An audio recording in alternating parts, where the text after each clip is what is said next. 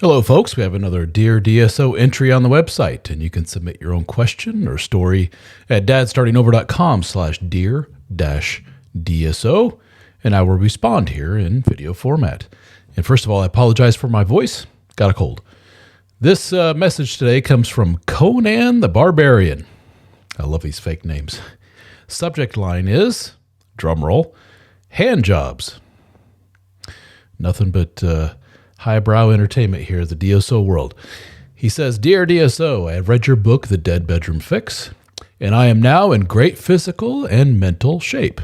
Well, very good. I've had some kind of sex with my wife around once a week. Well, let me pause there. You're probably above average for the majority of married people. But now she is simply giving me sex every few weeks, and hand jobs instead on the other weeks. So he's saying intercourse every few weeks, and to fill in the gap, a little hand manipulation. All right. I've been good to her, he says, although I do text when I am unhappy with the sex situation, which seems to cause an argument. Another pause here. If you read my book, The Dead Bedroom Fix, I say don't do that. I have a whole section about talk, and it does no good. But I'll carry on.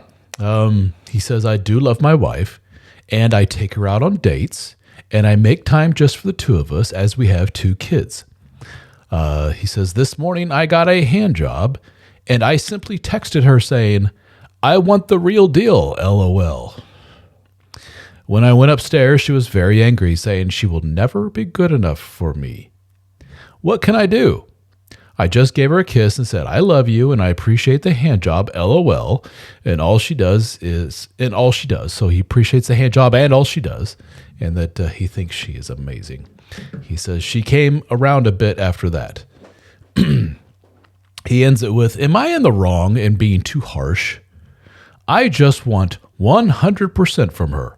But no matter how in shape I am, etc., I can't seem to move the needle past where it is in terms of sexual. It's a weird way of saying it. I think he just says it's not getting any better sexual-wise or sex-wise. He's all right, and he says all the best, Conan Barbarian. So, okay, so thank you, Conan, for your message. So you're doing what a lot of guys do. You're thinking like a dude. But in his defense, in my book, The Dead Bedroom Fix, I devote a whole section to getting in shape. Why? Well, it's important that you be in good physical shape. It helps with your confidence, your looks. Yes, there is a subset of women out there, and they have messaged me, by the way, directly saying, thank God for your book, because I was physically repulsed by my husband because he didn't seem to care about himself. And that bothered me as his wife, because here's this guy that's gained so much weight. He's not taking care of himself. And the wife was thinking, does he not care about us? Does he not care about what I think about him as his wife? And he read your book and he lost like 70 pounds. And I'm like, hallelujah, I got my husband back. He's more energetic. He's more confident in himself. Sex improved, etc. So for those people, I don't know what percentage of couples that is. I think it's not that many. We can say, get in shape, check, that did it. Some men report exactly that, but not Conan and not a big chunk of the population. There's more to it than that. That is a part of the prescription for being an overall healthier and quote-unquote attractive human being. Men and women both should take care of their health and worry about how they look and get in really good shape. But it's, as you say, Conan, not moving the needle. So what's up here? I don't know. It could be a myriad of things. You didn't say age. Could be the old menopause. And that's jumping the gun. I'm putting, putting all the blame on biology, and that may not be it at all. We may sit her down and she may say, let me tell you about all the ways I resent this dude. Let me tell you what an asshole he is. Let me tell you how annoying he is. Let me tell you how much I'm just sick and tired of him. And the best I can do is the hand job thing and sex every few weeks or whatever. And even that's a struggle. I'm inferring a lot. I'm assuming a lot. I'm making up a lot of stuff here, but that's a pretty realistic, thing to hear from a wife in these kind of situations. You do seem a little, what's the word? Crass, insensitive. You seem very simplistic, kind of, I don't know. I don't want to insult you, dude, but I'm just trying to put myself in, trying to empathize with the lady here. And my husband seems to only care about sex. I'm sure that comes out of her mouth or some semblance of that. And does she have a point? Because here you are going, hey, I look good. Give me more. And she's like, here you go. I don't feel like doing the intercourse thing, but I can relieve the pressure in other ways. I know, not the most romantic thing in the world, and I know it bothers you, but that's what she's doing. And you're like, not good enough. And you don't do it in the most romantic, holistically good husband way. You basically text her and go, I want the real deal, LOL. And you're like, man, she got pissed at that. Yeah, again, it's kind of crass. It's not the most classy thing in the world. It's just kind of immature, I guess is the word I'm looking for. Men think very technically, and men like to think in terms of analogies, and they like to look at an example of behavior. So I'll say, well, I often say to men, what would James Bond do? Yeah, I know it's silly, but go with me here. James Bond is, the archetype for stoic, strong, handsome, gets the girls, saves the world, right? What James Bond's probably not going to do is text his gal that he was with that night, I want the real deal, LOL. Just, it doesn't sit well with me, and I'm sure it doesn't sit well with her. But you did kind of recover with the whole, you gave her a kiss and said, I love you, and I appreciate the hand jobs and all that you do, and you are amazing. So good job there, right? But here you are going, doesn't solve the problem, which is intimacy-wise, we're on two different pages. Here I am, Mr. Sexy, wanting to do a lot, and here she is, Miss Not So Sexy. And so you got to figure out why. And it sounds like you've put all your eggs into, I'm physically fit. There's more to it than that, dude.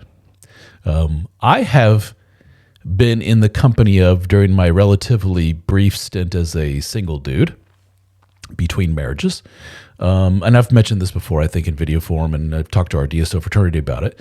I have been in the presence of knockout, holy crap, beautiful women. The kind of women that everybody, man and woman alike, turn their heads when they walk in the door. That level of holy crap, right? And I have, to everyone around me, seemed to really hit it off with these women. But this is like, 10, 11 years ago, whatever. And after talking to these women, I go, yeah, this ain't happening. Why? The intellectual thing wasn't there. They weren't the brightest bulbs. Just personality, sense of humor, nothing was there. But they were really good to look at. And I am mature enough to the point where I go, that ain't gonna cut it. Nice knowing you. And I remember some friends around me were like, she really seemed to like you, dude. And I'm like, not happening. They're like, what? And so maybe your wife's of the same mind frame. She looks at you and goes, he looks good. Looks amazing. I recognize it. Good for him. He's in good physical shape, taking care of himself. He's confident and everything else, but it just ain't happening. So the question is why? And I don't know. There's a lot more to the story and a lot more to explore. But what I bet you is, if you and I were to talk, and we can talk if you want to, dadstartingover.com/coaching. And by the way, if you want cheaper pricing on coaching by like half off, you can join our members club, the DSO fraternity, and you get discounts plus a lot more other cool stuff. DSOfraternity.com. But anywho, I bet you with some talking for an hour or so, we'd come to some aha moments. Where I'd probably point to it and say, yeah, that's probably what's holding you back, dude. And it's probably a few things. It's probably not one thing. There's the old concept of the empathic rupture that Dr. Psychomom, Dr. Samantha Rodman Whiten came up with. I love the concept, and I talk about it all the time because she hit a real home run with that one, which is some things happen in the past which basically you or her, for that matter, one of the partners acted in a way that the other one said, this is not what I was expecting. This is not the emotional support and closeness and everything else that I was expecting out of them. Their behavior took a left turn, and I haven't been able to emotionally kind of recover from that. I have a lot of resentment because of that. And the common example I use, because it's so unfortunately common with dudes, is the wife will be in labor for so many hours and, in the hospital delivering a baby, and she's just overcome with all this stress and emotion and everything else from the moment, and she's covered in sweat, and she feels like she's about to die, yet at the same time she loves this baby more than anything in the world. She looks over at her husband and she's like, this is a beautiful moment. We brought a human into the world, me and my hubby. And the hubby's like, yeah, I'm going to go run home and get a shower and then go to McDonald's, and maybe I'll take a nap or something. You need me to get anything at the store? And she's like, what? That's, dude, this is supposed to be a special moment. I need you here by my side. And she's very crushed by the fact that he doesn't see that. And that's an empathic rupture. And you better believe for the next 10, 15, 20, 50 years, if they're so lucky of marriage, she's going to bring that up. It's a stereotypical woman thing of, oh, yeah, well, February 1981, you said this. And the guy's like, what? They remember that stuff much more so than what we do. The old empathic rupture. So maybe there's one or more of those incidents that are holding you back as well. So I don't know what's going on, dude, but there's something going on. The lack of intimacy in the marriage is the canary in the coal mine. Either it points to biological stuff, behavioral stuff, a lot of resentments, problems on your part, problems on her part. Who knows? Could go a million different directions, but I'm more than willing to talk to you, Mr. Conan the Barbarian, if you would like to do so. dadstartingover.com/coaching. All right, buddy. I wish I had the answer, but it's not so simple. So wish you all the best, and thank you for writing in.